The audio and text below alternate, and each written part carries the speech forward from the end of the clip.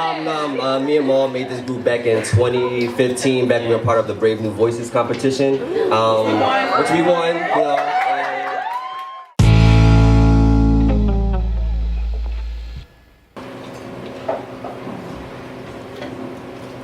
I've met grown men who raise their gun better than they do their own children, who praises their peace, and I'm not talking about the one that saves men who bear arms full of comfort and safe space for their daughters, but doesn't believe in the same thing for someone else's.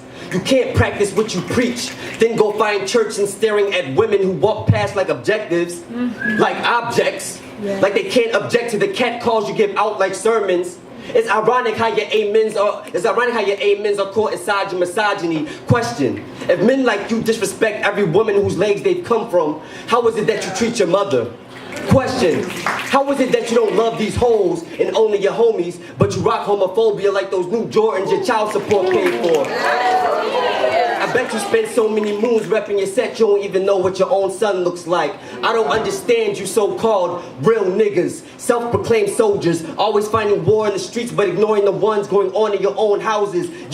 I got Gucci flip-flops, but concrete floor are all my baby feet knows. Niggas, I move that brick, then turn around and wonder why I can't build a home. Niggas, Black Lives Matter, only if it's a current hashtag. Niggas, don't spit a 16 about Trayvon just to get your SoundCloud popping.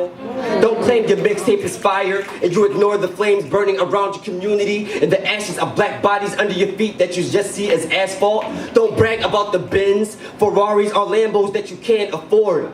Because we all know that bandwagons are the only whip you real niggas seem to be pushing these days. Most of our black men have seemed to have forgotten the value of our skin.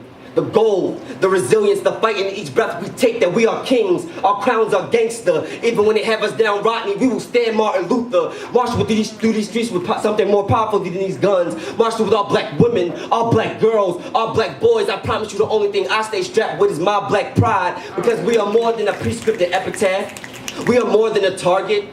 We are the children of God's blessings and the devil's failed attempts. We are the children of God. We are the blessings. We are Kendrick Lamar's rapping on top of cop cars and the support for all the Beyoncés that are willing to drown with it. We are black men. We are beautiful. And we need to start treating it as such. And if that ain't real, I don't know what is.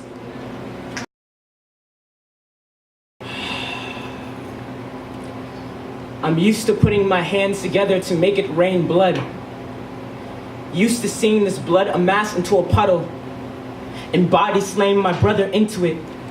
We labeled our fights baptisms. Getting out our rage was our means of redemption. Found sanctuary in beating the living hell out of each other so we wouldn't be consumed by our own inner demons. Like hunger, which plagued my household like vermin. At one point, we fed each other swift knees to the gut to renovate our stomach walls. We had different fathers. And that was half the battle. Mine was dead beat, and his ended up deceased. They both faded out of our lives sooner than the bruises we left on one another. I say I'm my brother's keeper, because I see him on every scar on my body. These bruises are an Old Testament to our survival. My brother did not want to die like his father, who passed away in a drive-by shooting. So he drove his anger to the dead end of my face, swung his knuckles so often black eyes became my character trait, but I will retaliate back. Make his body my personal punching bag. Watch him bounce back from death like his father never did. Our fathers taught us nothing was permanent. We learned to grab what was dear to us before it was no longer there.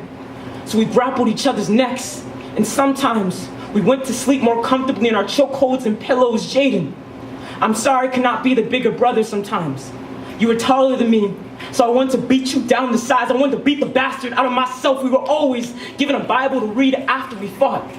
Split open pages before we had a chance to split each other's skulls open. In Genesis, Cain killed his brother Abel. But neither you or I were able to stay down, so we kicked, we punched, we became the Cains of our household, with hands built to pummel our testimonies. They say black boys manifest warfare while in the womb, and a warning label on our umbilical cords. Did our mother not know we were born to rally with our fists? That we would trade hits like it was a bad habit?